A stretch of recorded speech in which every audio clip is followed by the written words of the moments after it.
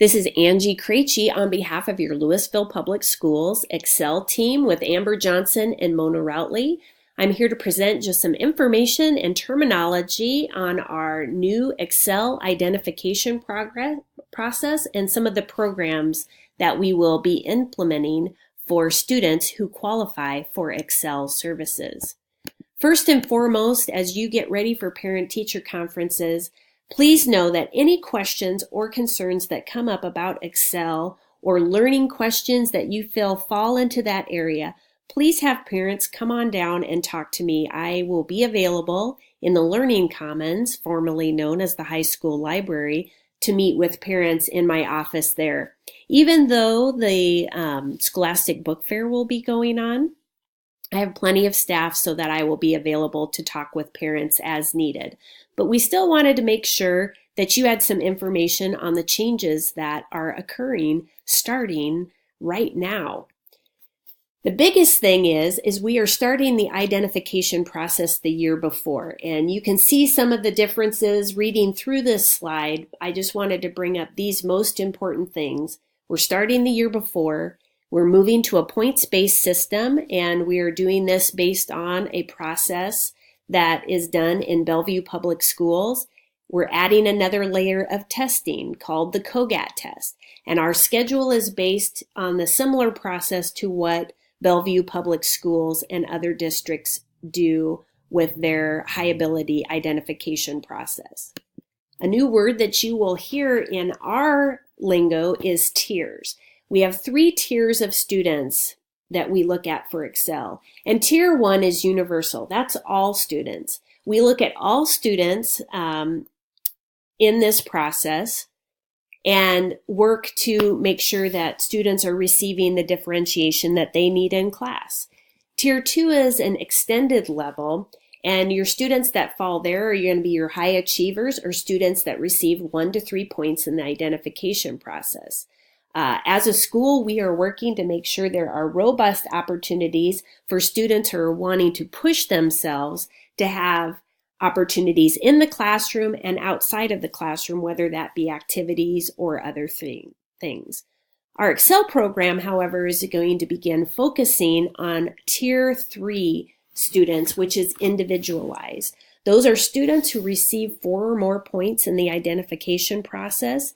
They need the differentiation in class, but they also may need modifications to their learning in order to be successful. The new test that we're doing is the COGAT test. It is a cognitive ability test and takes about 3 days to administer to students.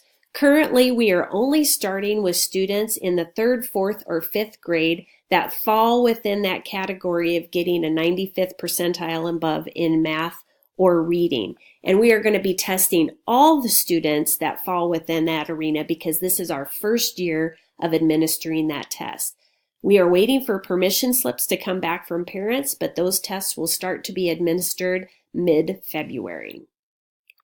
You've heard me talk about points, and in the attachments that were given to you, you can see it explained in the letter and also within the board policy. But students are given points based on their performance on MAP testing for math and reading, and then their performance on the COGAT test. In order to qualify for Excel Tier 3 services, students need 4 points. Right now, in this student example, this student has 1 point, but they haven't been administered the COGAT test. So once they receive information back, if they have 3 points on the COGAT test, then they would qualify for Excel services. In this example, we have a student that qualified for Excel services based on just their MAP scores. And while we are looking at next year, this is a student that we would want to be starting some processes if they're not already identified with this year. The next steps. Students that are identified will have a personal learning plan that is created, and those supports that we identify in there are going to include differentiation and modification when needed. Students also going forward after this year, we would be looking at qualifying in the 3rd, 5th, and 8th grade. And there's more information to come on that as we go. I have attached a parent permission to test letter so you can see what that looks like. Our updated Excel brochure has a lot of information into it to give you some more information on what those different tiers may mean or how we look at opportunities for students. There's an updated pilot policy, board policy in there, and a PDF version of these slides. And there is much, much more to come. But I want to respect your time today. I hope you have a great week next week as you're doing parent-teacher conferences, and thank you for everything that you do for kids every day. Have a good evening.